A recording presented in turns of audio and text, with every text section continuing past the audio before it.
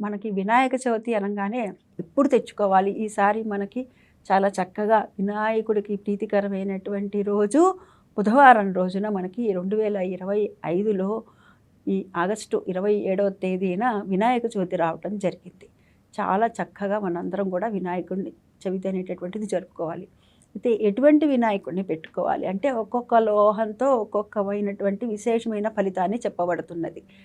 అంటే బంగారం చేస్తే ఒకటి, వెండితో చేస్తే ఒకటి, ఇత్తడితో చేస్తే ఒకటి, రాగితో చేస్తే ఒకటి, ఈ విధమైన అంటే ఒక్కొక్క లోహానికి కూడా ఒక్కొక్క ధాతువుకి కూడాను ఒక్కొక్క విశేషమైనటువంటి ఫలితం చెప్పబడింది.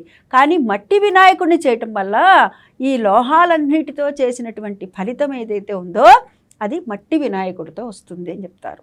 అంటే గణపతి మూలాధారానికి అధిపతి గణపతి పృథ్వీతత్వం కలిగినటువంటి వాడు. మనము మట్టితో చేయాలి. ఎక్కడ మట్టితో అని అంటే కనుక మనకి ఒండ్రు మట్టి దొరుకుతుంది చూసారా, ఎక్కడి నుంచి అయితే మనం మట్టి సేకరిస్తామో తిరిగి అక్కడే కలపాలి అంటూ ఉంటారు పెద్దలు. ఒకటి లేని పక్షంలో మన ఇంట్లో మొక్కల్లోనైనా కలపటం అది తర్వాత సంగతి.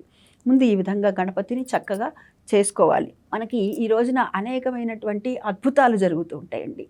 ఆకాశంలో కనుక మనం గమనించినట్లయితే తెల్లవారుజామున సుమారుగా 4:30, 4:32 నుంచి 4:47 మధ్యలో కనపడుతుంటుంది.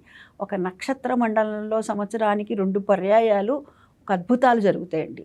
ఒకటి ఈ భాద్రపద మాసంలో శుక్లపక్షంలో వచ్చేటటువంటి చవితి రోజున తెల్లవారుజామున మనం గమనించినట్లయితే నక్షత్ర మండలంలో తొండం ఆకారంలో కనపడుతుంది.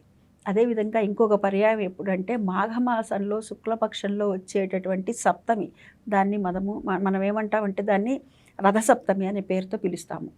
అప్పుడు రథాకృతిలో ఉంటుంది. అయితే ఇప్పుడు శ్రావణ భాద్రపదాలు వర్ష ఋతువు కాబట్టి మేఘావృతమై ఉంటే మనకు ఒక్కొక్కసారి కనపడుతుంది, ఒక్కొక్కసారి కనపడదు అనమాట.